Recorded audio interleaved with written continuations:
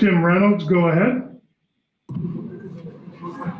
Hi, Jrue. I'll speak up, so it's kind of loud here still at the arena. Can you kind of take us through the last 36, 48, whatever it was for you? Where did you kind of summon that energy from tonight, which a normal human would not have, I don't think, after flying 7,000 miles? I think it's just competing, being a competitor.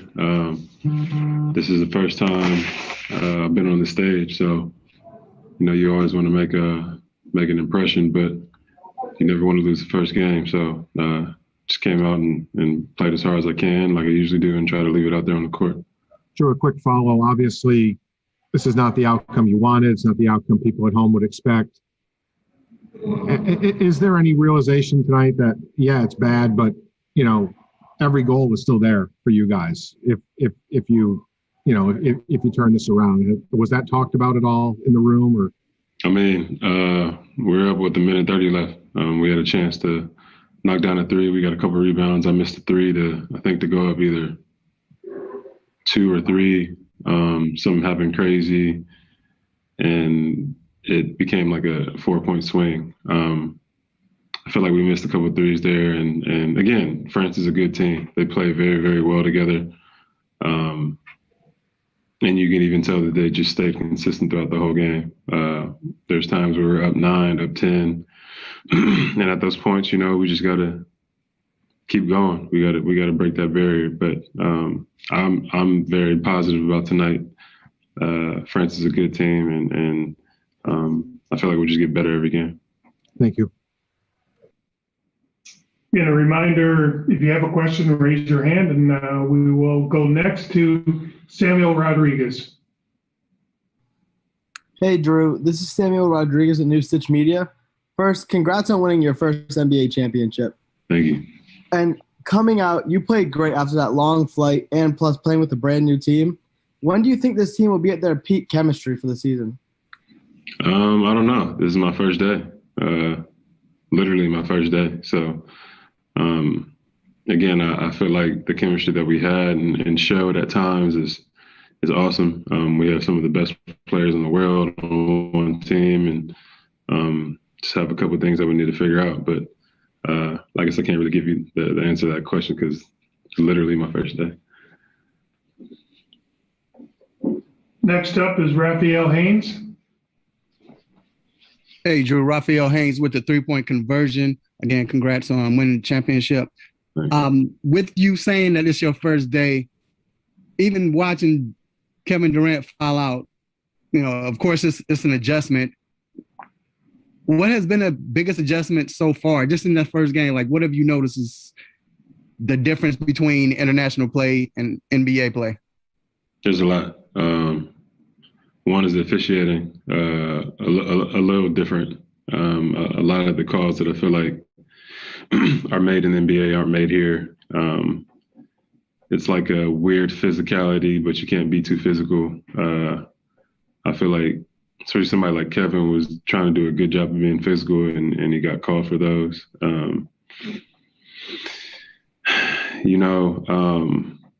It's just a lot of things. Even the flagrant fouls. I don't know how.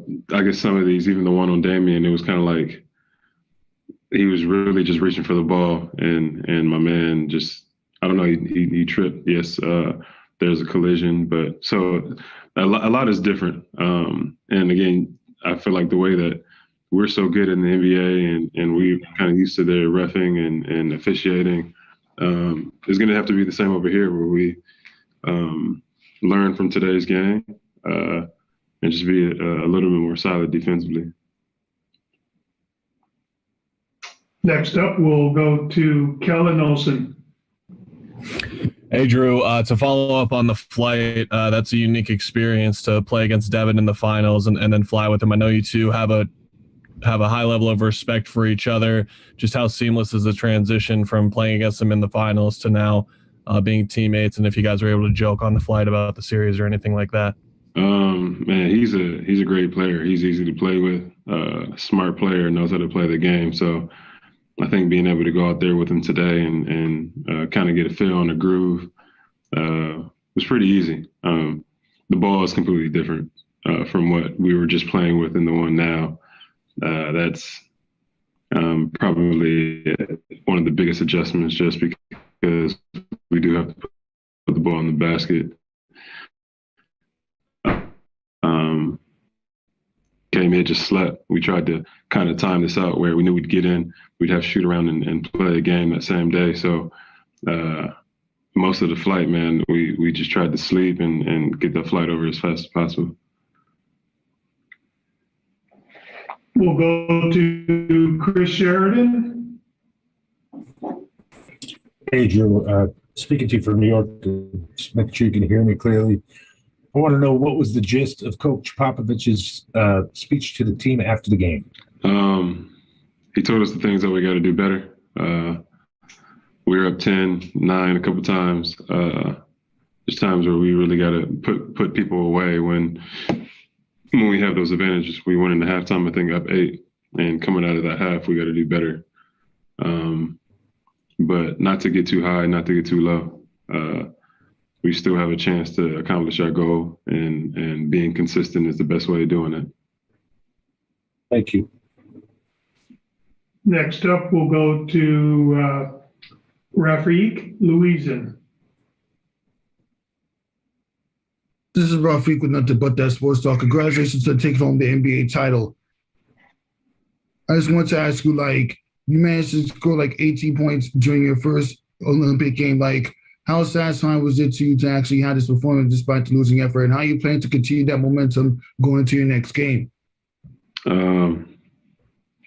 It felt good to be in a groove and know that yesterday I was in a different country, and today I came here and I played okay. I feel like there's a couple of things I can do better defensively, a couple of shots offensively that I need to be better at, but I did solid. But I think for the most part, being here is an honor. So I'm going to play my heart out every game. I'm going to be able to go out there and support my teammates however possible. If it's defensively being aggressive, if it's offensively setting screens, grabbing rebounds, or knocking down shots. So honestly, I just came here to do me.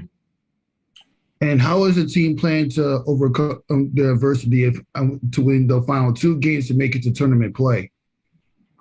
I feel like that's kind of the team that we are. We've been through a lot, especially this season with COVID and testing.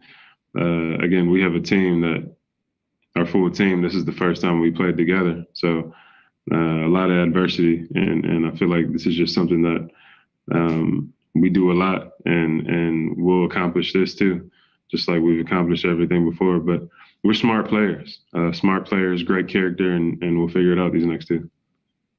Appreciate your insight. Good luck. Thank you. We'll go to Ferdinand Riviera next. Hey, Jrue from Puerto Rico. First Olympics, how does it feel to share this moment with Chris? It's awesome. Just talking about it, and again, knowing where we were a couple of days ago, and we're on a parade. We just won a championship, and then being able to, represent our country in this way and on this stage has been really cool, and it makes it even better that I could do it with my teammate that I just won an NBA championship with. So, really just grateful and blessed and proud to be here. What areas of the game Team USA should improve for the next game? Sorry, say it again. What areas of the games should Team USA improve for the next game? I think defensively, we had a couple mishaps there where we have to be better. I feel like we've went through a lull where our defense wasn't helping us out, and that could be in with shots and shots missed. But I feel like our defense has to be on point the whole time, because again, these national teams have played with each other for years now, and we're kind of new to this. Everybody on this team. Thank you. Yes, we'll go next to Elder Elmo, and then our final question will be David Melandra. Hi, Jrue. Can you hear me? Yes. Yes. Congrats on the NBA championship. I'd like to ask who's emerging as the locker room leader in such a team that's filled with all-stars, and who's rallying the team right now after this tough loss? I think it's a group effort. You always got somebody like Kevin Durant and Draymond Green who have been in this position before, have been to the finals plenty of times and been in situations like this. So, but we also have a team who's been through a lot of adversity. And I feel like we all kind of feel the disappointment and we all want to get back out there and play and prove ourselves and prove how good of a team we could be. Thank you so much. And our final question will come from David Melandra. Hey, Jrue, first off, congratulations on winning the championship. Can you just talk about what these last couple of days have been like, going from winning the NBA championship and now representing Team USA for your first time in the Olympics? It's been a bit of a whirlwind.